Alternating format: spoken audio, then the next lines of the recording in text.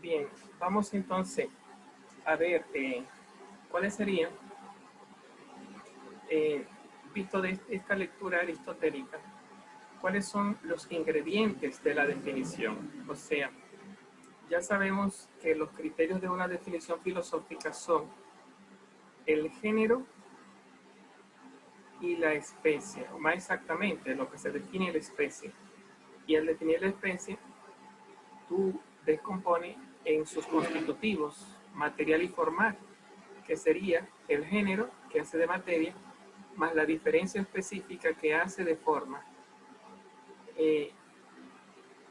Conceptualmente hablando, el género y la diferencia son intenciones lógicas que componen a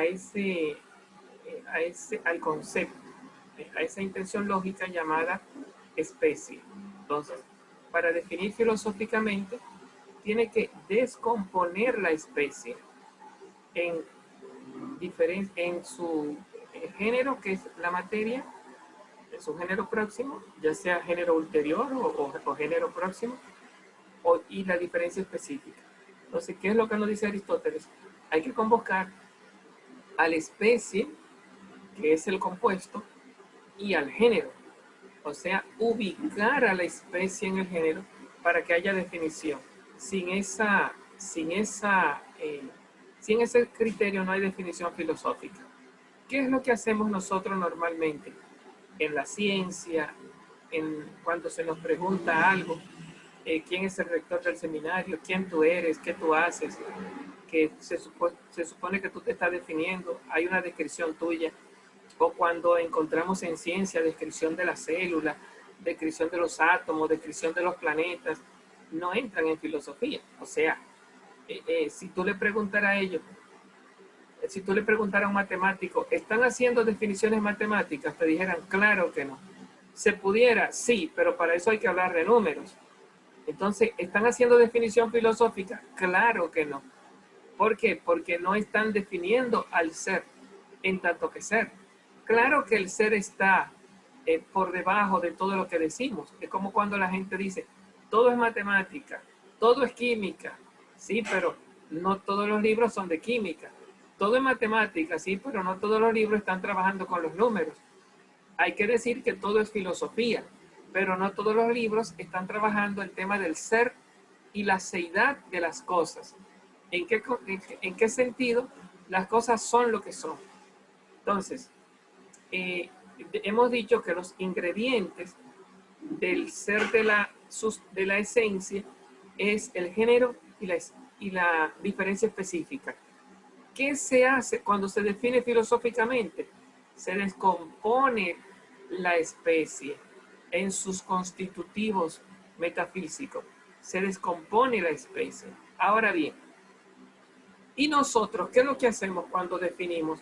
No estamos convocando un género y una diferencia. No. Nosotros lo que hacemos es convocar, en su mejor caso, la especie y una modificación.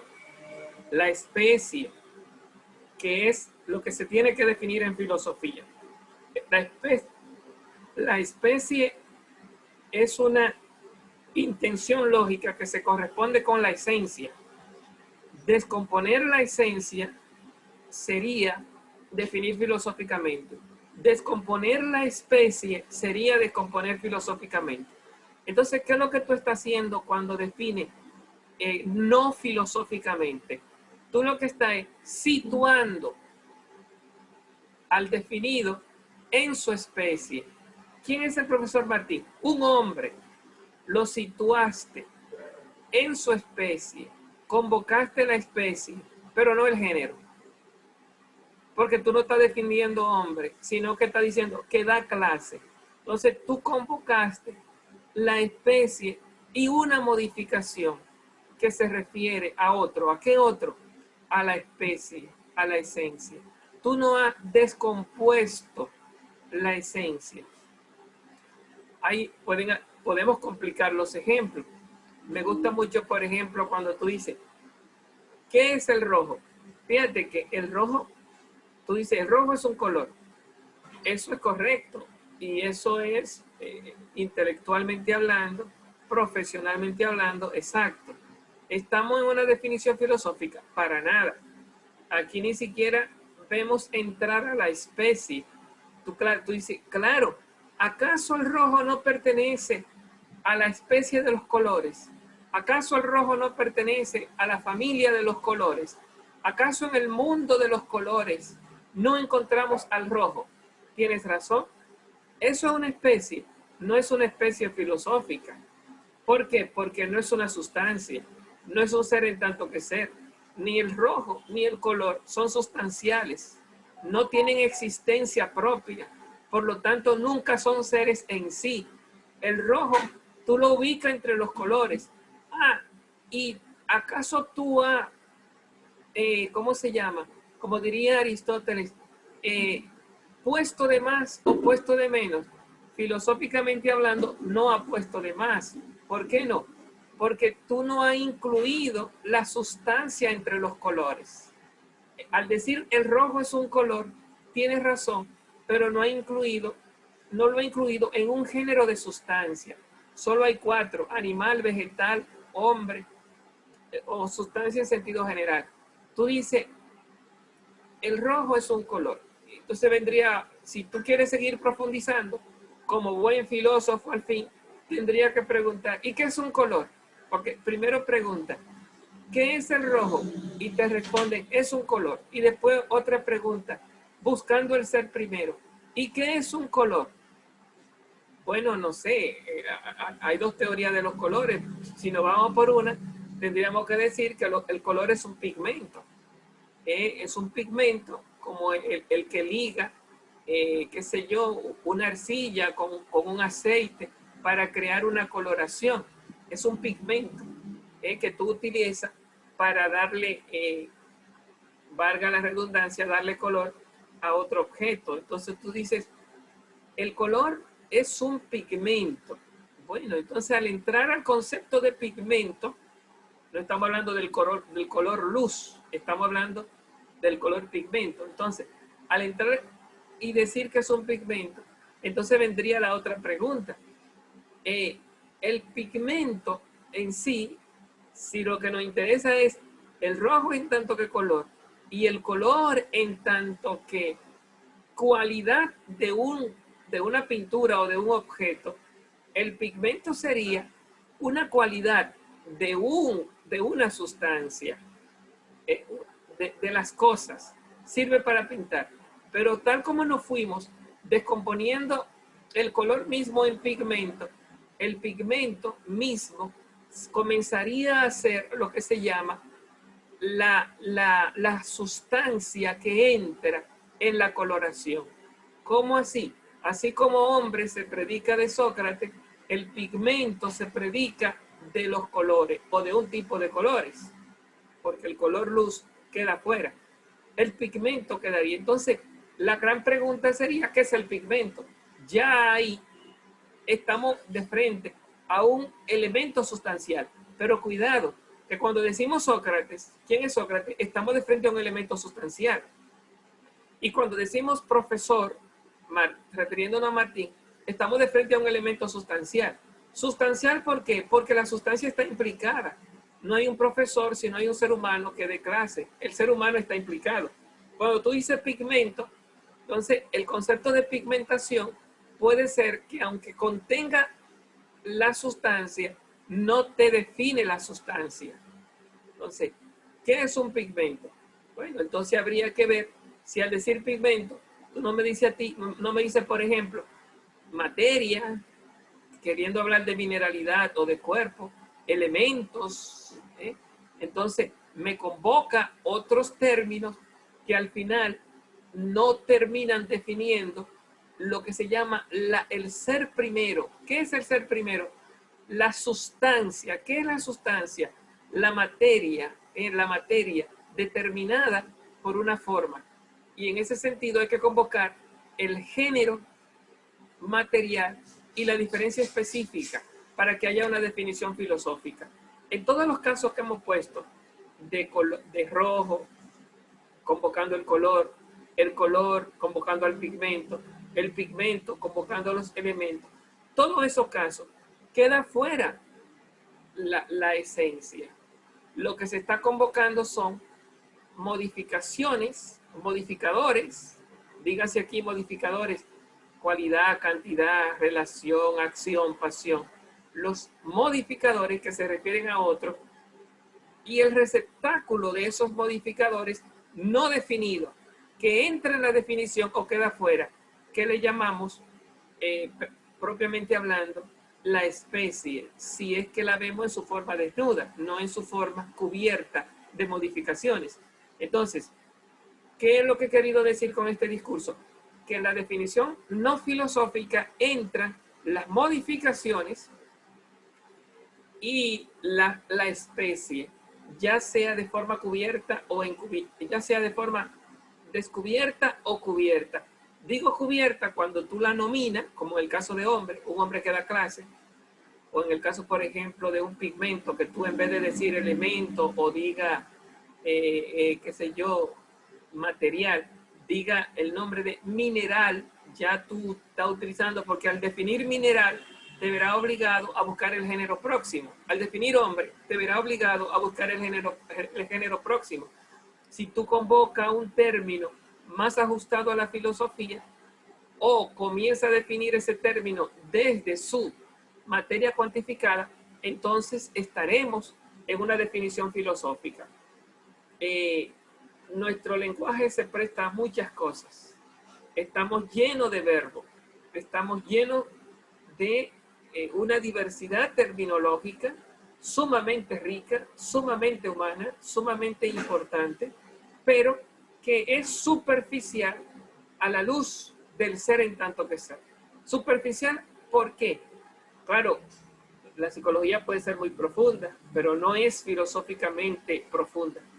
La matemática puede ser muy profunda, pero no es filosóficamente profunda. Es matemáticamente profunda. La psicología puede ser muy profunda, pero no es filosóficamente profunda. Es psicológicamente profunda. La astronomía puede ser muy profunda y la economía puede ser muy profunda, pero no es filosóficamente profunda. Es económicamente profunda o astronómicamente profunda. ¿Cuándo es filosóficamente profunda? Cuando buscamos el ser de las cosas, el ser y sentido, la seidad, y seidad implica realidad. ¿Qué son? ¿Por qué son?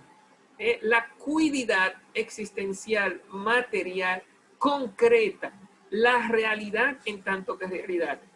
Cuando entre en este lenguaje, entonces estaremos hablando ya de una, no estaremos hablando de una profundidad científica, sino que estaremos hablando de una profundidad filosófica. Claro, tú podrías decir, entonces la filosofía es la reina de la ciencia.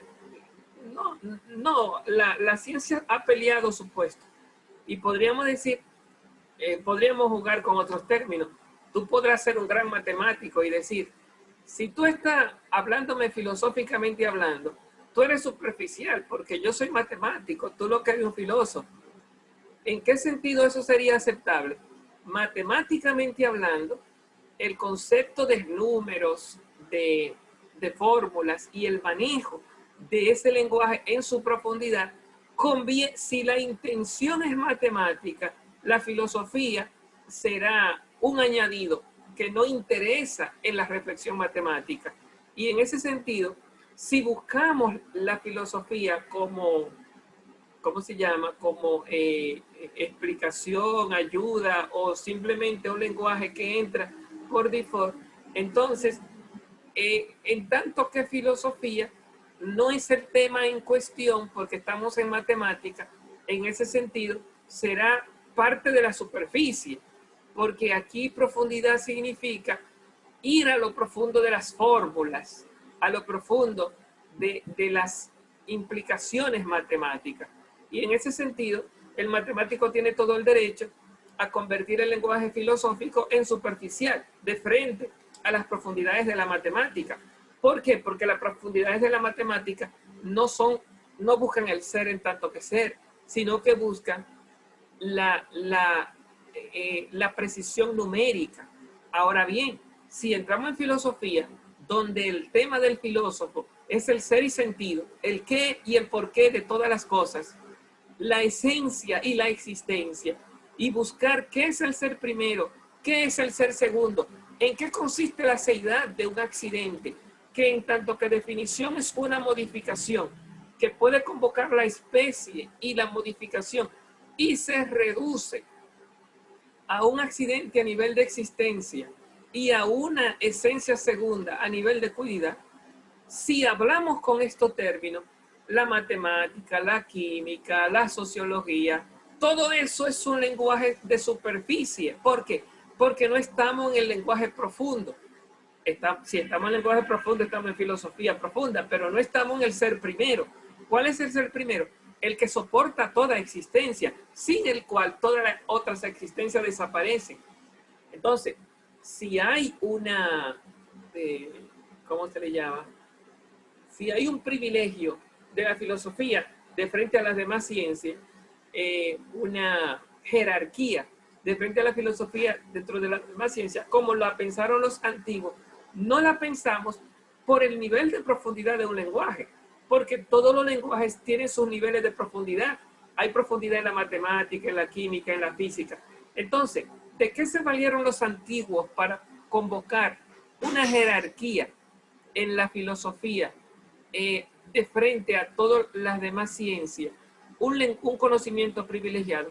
Se valieron del mismo sentido del tema del ser. O sea, la ciencia más profunda es aquella ciencia que si desapareciera en sus objetos, todo lo otro desaparecería. Sin ser, que es el tema del filósofo, no hay matemática, no hay química, no hay nada. Claro, sí, puede haber, sin ser tampoco hay filosofía, porque lo que privilegia la jerarquía de la filosofía no es la filosofía, porque hay ser sin filosofía.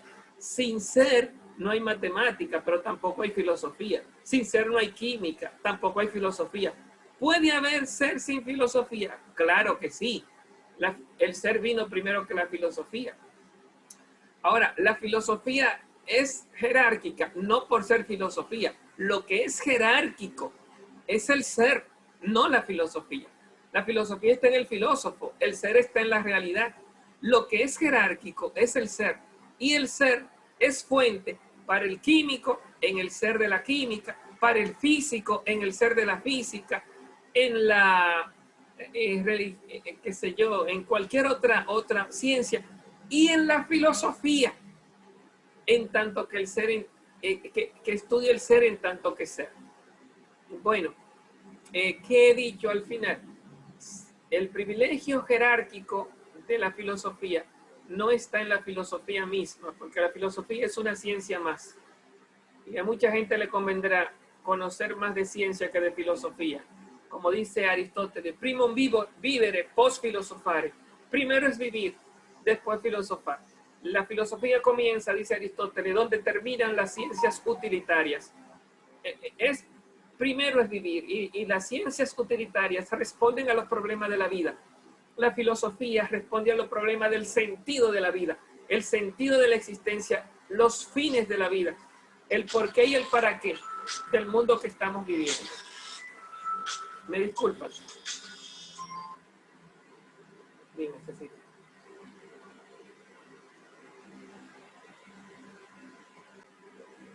Bien, entonces hemos dicho que la jerarquía está en el objeto, y el objeto no es filosofía, es la fuente de toda la realidad. Entonces tú dices, bueno, pero es que el tema del filósofo es el ser. Sí, pero el tema de todas las ciencias es el ser, porque todas las ciencias son objetivas, pero no el ser en tanto que ser, sino el ser en tanto que número, el ser en tanto que fenómenos químicos, el ser en tanto que fenómenos físicos. Y así, todas las ciencias, al igual que la filosofía, tienen el ser como objeto material, aunque no todas las ciencias tienen el ser como objeto formal. Entonces, la filosofía vista desde ahí no tiene ningún privilegio, porque al final todos los hombres estudiamos lo mismo. Ahora, ¿quién será el hombre más capaz y el hombre más privilegiado en el mundo de la filosofía y el mundo del saber? El que más sepa. Un matemático en su matemática será mejor hombre por el nivel de disciplina y el nivel de conocimiento y el nivel de trabajo que tiene que cualquier filósofo. Porque tú en tu filosofía tienes 2 años de mentalidad vaga y aquel tiene 50 años de mentalidad trabajada. Entonces es más hombre que tú en su matemática que tú en tu filosofía. Al final, si estamos buscando la grandeza humana, habría que ver no al tema en sí, sino a la disciplina, como dice la Biblia, que Jesús fue creciendo en conocimiento, en sabiduría y en gracia. Hay gente que crece más en otra ciencia que en filosofía. Y hay gente que en la filosofía lo que hace es que la pervierte y se pervierte con ella. De tal manera que la grandeza humana no está en el contenido de la filosofía misma, sino en el cómo tú la manejas humanamente hablando. Y el privilegio que tiene nuestra ciencia no es un privilegio exclusivo de la filosofía, sino que la tienen como objeto material todas las demás ciencias. Bueno, nada, vamos a dejarlo acá. Así en conclusión, hemos hablado un poquito del privilegio de la filosofía, que al final no lo tiene, y previamente hablamos de los elementos que entran en la definición, que en el caso de la filosofía sería el género y la diferencia, y en el caso de otras definiciones que no sean filosóficas, serían las modificaciones y la especie. Por lo tanto, caemos en aquello que dice Aristóteles, lo definido entra en la definición, diciéndose de más o diciéndose de menos. Continuamos con nuestra reflexión en la próxima sección. Hasta la próxima, si Dios quiere. Cuídese.